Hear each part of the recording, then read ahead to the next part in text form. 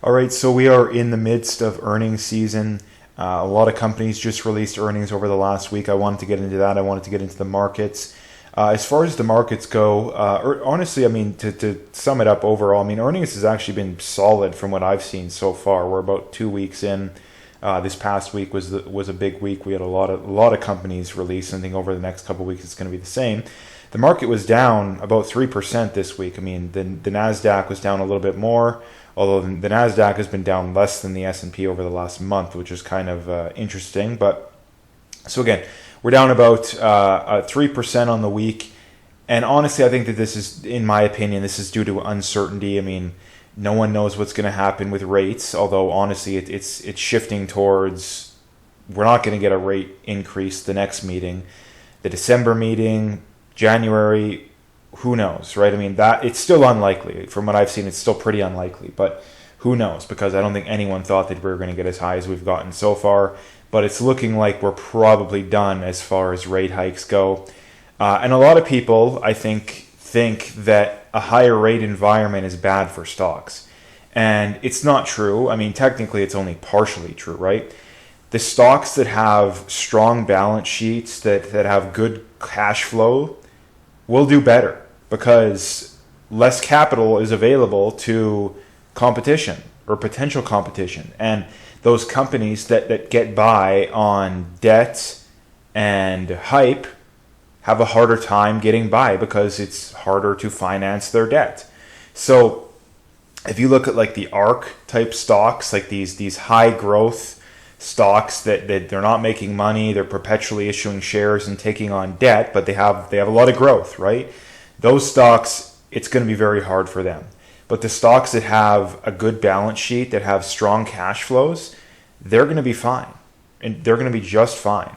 So don't take higher rates as being bad for stocks. It's only bad for some stocks, right? So that's the first thing that I would say. But again, as far as the market goes, no one knows what's going to happen, really. I mean, the chances of everyone's been talking about recession for over a year now, and it still hasn't happened. And at this point, there really is no catalyst for it to happen. I mean, people are talking about a housing crash, which makes absolutely no sense, especially in the States, maybe Canada, but not going to happen in the States. Very unlikely because, again, you have massive amounts of people that are locked into very low mortgages. Why would they cash out of that, right? So with inventory levels being where they're at, doesn't make sense, right? So I don't think we're going to see a big crash if we see one at all, right? Again, just my opinion, but no one knows what's going to happen for sure. So let's get into earnings here, and let's go over the earnings from the last week. The first one here, American Express. They've gotten hit really hard recently. They were down big time on the week, and on the month they're down big time as well. They're down about a little over 6% on the month. They're down even more. I still think it's a good company. Honestly, I think Visa, MasterCard are better, but I mean, American Express trades at a much better valuation. I mean, if you look at it, has a price to free cash flow of 7. So I think that it's cheap where it's at, personally. I think it's a buy where it's at. Again, just my opinion, do your own due diligence, but I don't see why you wouldn't be interested in this company where it's at. Again, the dividend keeps coming up. They're growing at 11% per year. It has a very strong brand, and the one concerning thing about these payment processors is competition and regulation and stuff, but these companies have such a stranglehold on the industry, and there is several of them, so you don't really have to worry about the monopoly aspect, that I think that very unlikely that these companies aren't going to continue to grow over time. The next one is Charles Schwab. I missed earnings as far as American Express goes. They easily beat earnings too, which is really weird because the stock was down, but they easily beat earnings. So didn't really make sense there. But there is quite a few companies like this.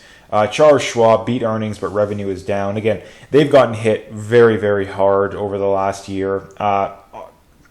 They are enticing to some degree. I mean, a free cash flow yield of 11.5% is certainly enticing. Let's look at year-to-date on this company because I know they're down massively.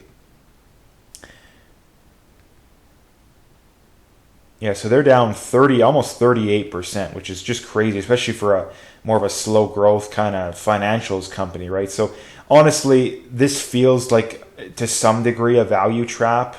I think they are a decent company, but to me, there's just better alternatives. It's not that I think they're terrible, because I would be shocked if they weren't around in 10 or 20 years. But I think that there's just better alternatives. That's my opinion on that. Johnson & Johnson beat earnings and sales, but again, Johnson & Johnson, Pfizer, the AbbVie, I'm not a big fan of these companies because I think that government regulation is such a concern with these companies that it could completely screw them over, right?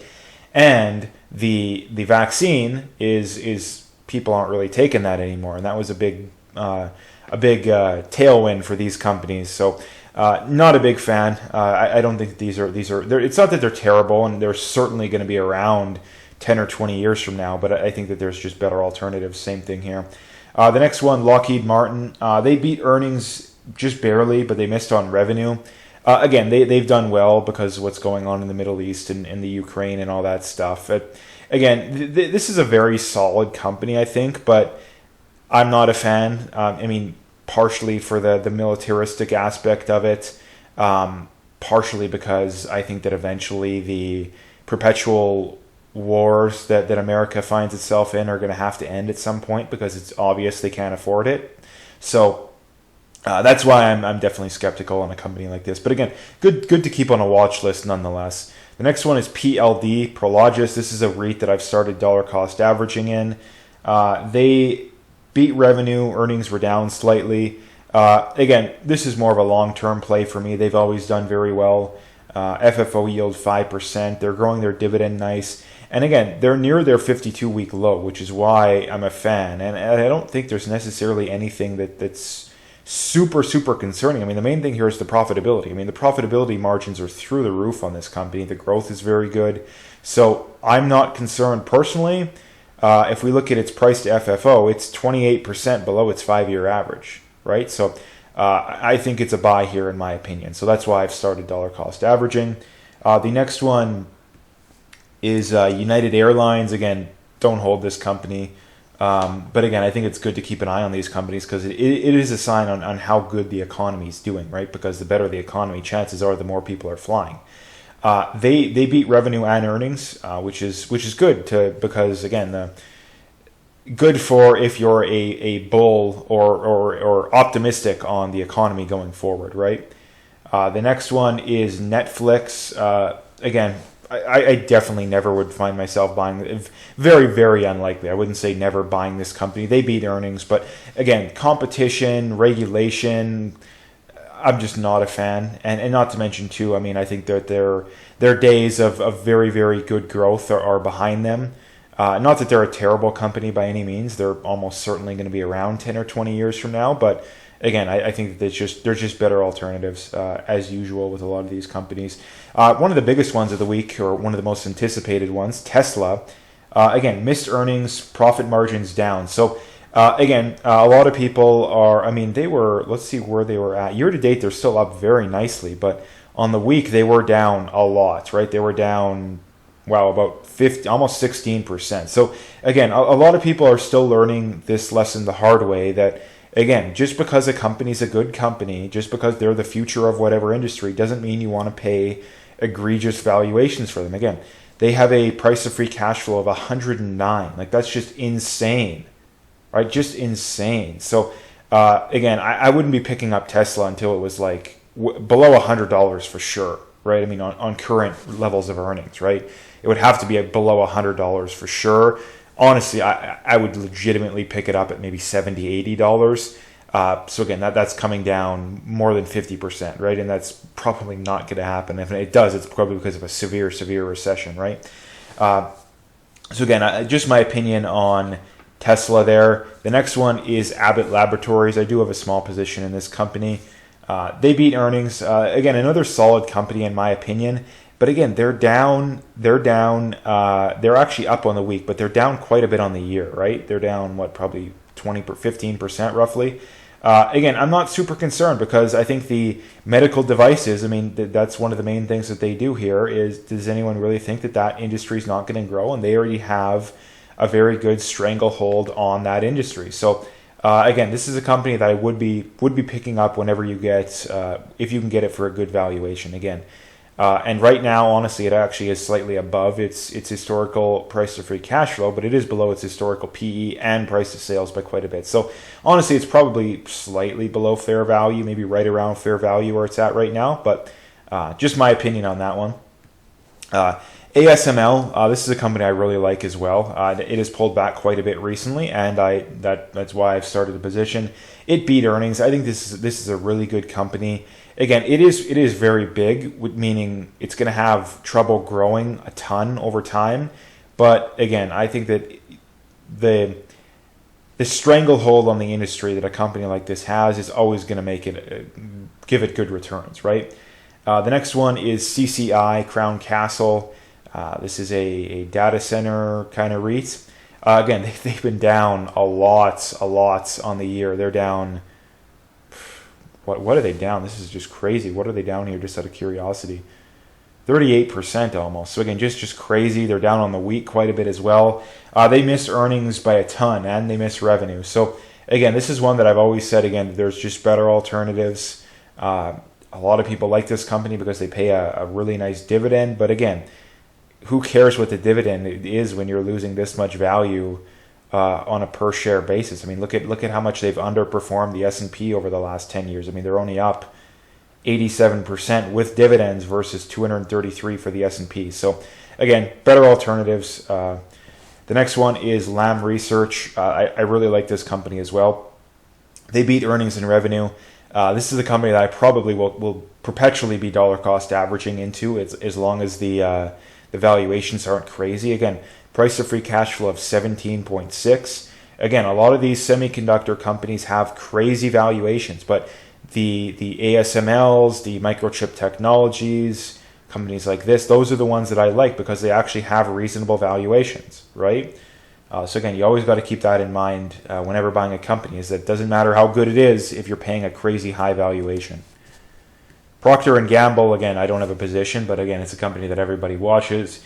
They beat earnings and sales, but I mean, to be frank, they're just too boring for my liking. Let's see, actually, out of curiosity, how have they performed against the S&P over the last 10 years? They've missed it by a lot. 157 versus 227. Let's check 5 years. So 5 years, they've actually outperformed, which is surprising by a good amount. So good on them for doing. Let's check 20 years just to get a more long-term point of view here. They have underperformed by about 100%. So that's about 5% a year. So over the long run, they appear to underperform, which is again why I don't have a position, right? But again, very solid company. I mean, you're always going to get solid returns out of them, most likely. Steel Dynamics is the next one here. Earnings and sales were both down. I do have a position. I thought about selling, but I still think that this company looks good enough to where I don't see why I would sell. I mean, 18% free cash flow yield. I mean, that's what's not to like there. So again, I'm not as optimistic as what I once was, but I'm still optimistic long term. Short term, probably pessimistic, but long term optimistic. The next one is U.S. Bank Corp. Net income was down, so again, they didn't actually look quite as good, although a lot of the banks that released last week were actually pretty good. So this might just be a one-off here. But again, they got over a 6% dividend where they're at right now. So that's probably going to be enticing to a lot of people. But again, if you look at the long-term performance here, I mean, they're only up 41% over the last 10 years. If we check out 5 years here, I mean, they're actually down, which is just crazy. So just not a fan because of that. Again, don't be fooled by high dividends. Make sure you're concerned more with the business. The next one is Winnebago. Beat earnings and missed revenue. This is a company that I've always thought about getting a position in, but again, I've just never thought that it was quite good enough to get a position in. Again, the growth numbers definitely concerning. Profitability is average. Although, again, it is cheap, at least based on its historical averages. So maybe I will one day, although not quite sure, right? Not quite sure. It's just not quite good enough for my opinion. The next one is American Airlines. They easily beat earnings but missed revenue. So again, the airlines actually look not too bad this year, so at least of the ones that have released so far. So that is good news, like I mentioned earlier. The next one, which is probably the best definition of a value trap in today's market, AT&T, right? A lot of people are all over the dividend, right? They love the dividend because it's 7.2%. But again, what people don't realize is, number one, they've been cutting the dividend. They cut the dividend recently. And number two, again, if you look at the share performance, I mean, it's gone absolutely nowhere over the last 10 years and 5 years. So again, dividends are irrelevant if the share price is not doing anything, right? The next one is Freeport-McMoRan. I have started a position in this company because I think that their exposure to copper is very enticing. And that's basically the main reason. They beat earnings and revenue, so again, that's why they're actually down on the week quite a bit. But I'm not super concerned because I think this is more of a long-term play, because if we go green, copper is going to be probably the most needed element, and I don't think enough people realize that.